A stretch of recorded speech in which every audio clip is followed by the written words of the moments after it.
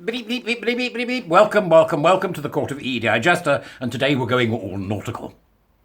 So, don thy navy cap, get thy life jacket, as we take an exploration of a famous ship from the era of Henry VIII, the Mary Rose.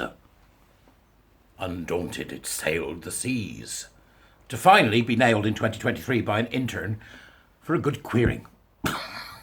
So today, we are queering the Mary Rose collection. Oh, I can't this. Oh, I'm going to have to stop again. Right, okay. This is real. All right, the link's in the doobies. Don't look at me like that. It's not my fault, okay? How can we understand the Mary Rose's collection of personal objects through a queer lens? Right, Henry VIII spinning in his grave. This blog, which is all it is, right? This blog does not attempt to identify the sexuality or gender identity of crew members. I'm not surprised. They all drowned 300 years ago.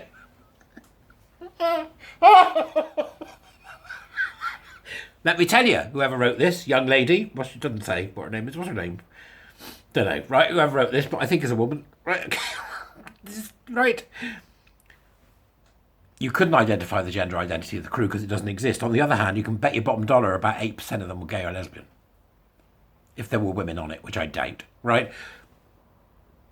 Because that sort of remains stable even now. Even though you've got LARPing straight people pretending to be someone they're not, it's remained stable.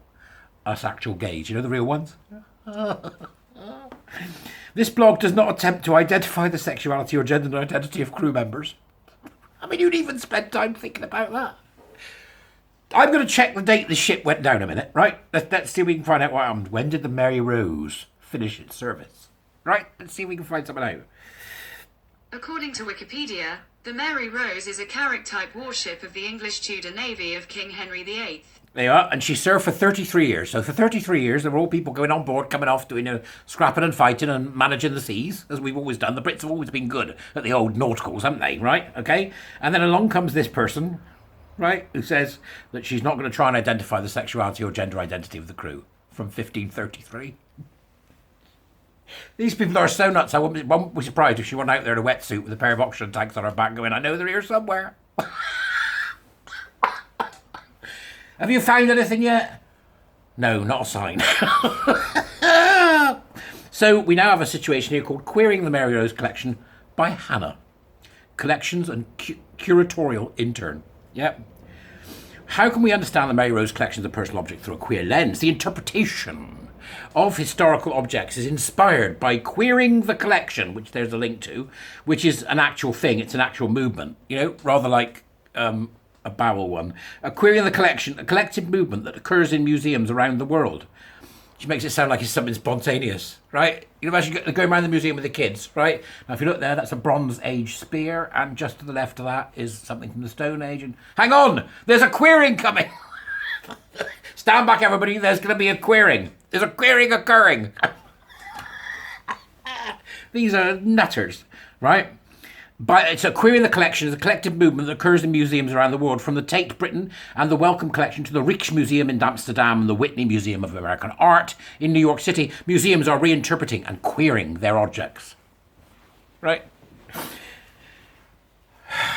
Right, this sums up, okay, the idiocy of these people. And it reminds me, I don't know why, and I think Gareth Roberts will get this more than anybody else, because both him and I are what I would call Whovians. We like Doctor Who. There was a Doctor Who episode years and years ago starring Tom Baker and Lalla Ward called City of Death, which was set in Paris. It was all around the Mona Lisa, you know, and an ugly guy called Scaroth, last of the Jagroth. Right? And at the end of it, when it finished, there was a scene, or near almost to the end, where the Doctor and Romana jump into the TARDIS, which is in the Louvre, sitting in the Louvre, right? And stood in front of the TARDIS were two people. John Cleese, God, who was the other one? Eleanor Bron, right? The two of them stood there, looking at the TARDIS and talking about it. The lines are exquisite. Oh, yes, it really does give us a... You know, they thought it was part of the art when it was, in fact, the TARDIS. So it just illustrates perfectly in my mind that one scene in Doctor Who. The idiocy of the art sector currently, right? That's the type of thing we've got going on here, okay? Because that, you know, The beautiful lines. Yes, it's not really impressive on a large scale. You know, all that kind of muttering and I'm looking differently than you type of stuff. So we begin, actually, we're querying actual objects. So here we go, right? Get your listening gear around this. Octagonal mirror, okay? A circular reflective surface would have sat within this beech frame. This mirror would have been considered a luxury item on the Mary Rose. Looking at your own reflection in a mirror can bring up lots of emotions for both straight and LGBTQ plus people. What are they? Vampires? Right, okay. The way that you should put straight and LGBTQ plus, not recognising that the GQ are mostly straight. LARPers. And the plus, we don't know. It's indeterminate. It's just that, you know, somebody turns up at a party. Who are you? I don't know you. I'm the plus. Oh, come on in. Looking at your own reflection can be emotional for these people. For queer people, we may experience a strong feeling of gender dysphoria when we look into a mirror, a feeling of distress caused by our reflection conflicting with our own gender identities. This is literal insanity, this blog. Absolute insanity, right? But it gets better, okay?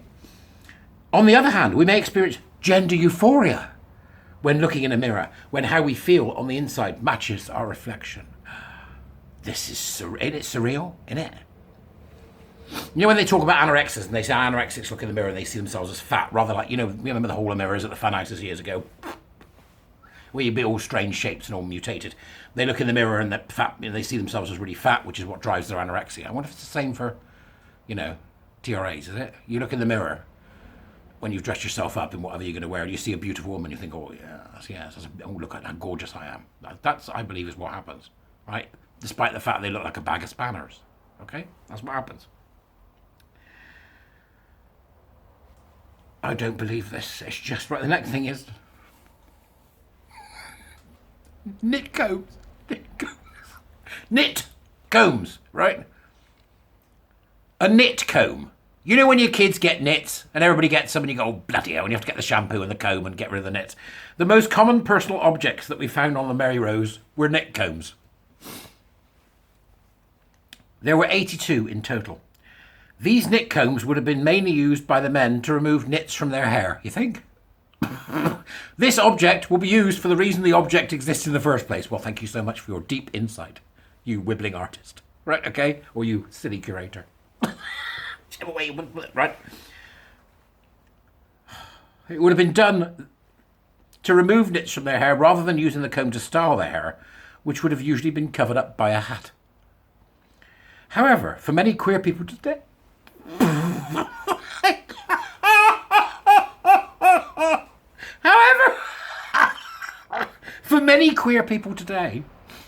how we wear our hair is a central pillar of our identity, right? All those blokes, when they get 21, it starts falling out, or 29. That's the two, innit? 20, 21, and 29. Because I've had friends that have happened to, and they're like, oh, for God's sake. And then eventually they get used to it and they go around with a shiny head, you know? However, for many queer people today, how we wear our hair is a central pillar of our identity. That's surreal. This is, you know, Nutsbury Farm stuff, isn't it? Go on, call the blokes, white coats. Today, hairstyles are often heavily gendered. Following the gender norm that men have short hair and women have long hair, where you been? What about the 60s, Mary Quant? Oh, God, of course, you know, you were just a glimmer in somebody's eye, right, at that point, because you've not been around long enough or looked to understand the history in which you are situated. By subverting and playing with gender norms, queer people can find hairstyles that they feel comfortable wearing. So she's taken knit combs from Henry VIII's ship and gone, you know, these knit combs, what they really represent is the uncomfortableness of queer people with hairstyles. They are literally certifiable. Certifiable, I tell you. What we got next? Gold ring. They've got a picture of the neck combs, I don't believe it. Gold ring. This gold ring, which we think may be a simple wedding band, was found on the orlop deck, which is the lowest deck of the ship. In England, Wales and Scotland, same-sex marriages became legal in 2014. I just can't believe this. It's just insane. Just insane. In Northern Ireland, same-sex marriages only became legal in 2020. However, there is a long history of queer people marrying or viewing themselves as married. One famous example is when Anne Lister married Anne Walker. Anne Lister and Anne Walker weren't queer, they were lesbians. They're doing it again, so he's playing with history. They're trying to rewrite history to fit their narrative, which is limited by the fact that they haven't read anything that isn't on the internet, right? They exchanged rings and vows, and in their eyes, they were married. Today, same-sex couples cannot be married by a minister of the Church of England. Fair enough. Church don't want to marry men or marry women. So what? The church that Henry VIII established. So that's Henry VIII's fault. Right, okay. Then we have something called paternosters.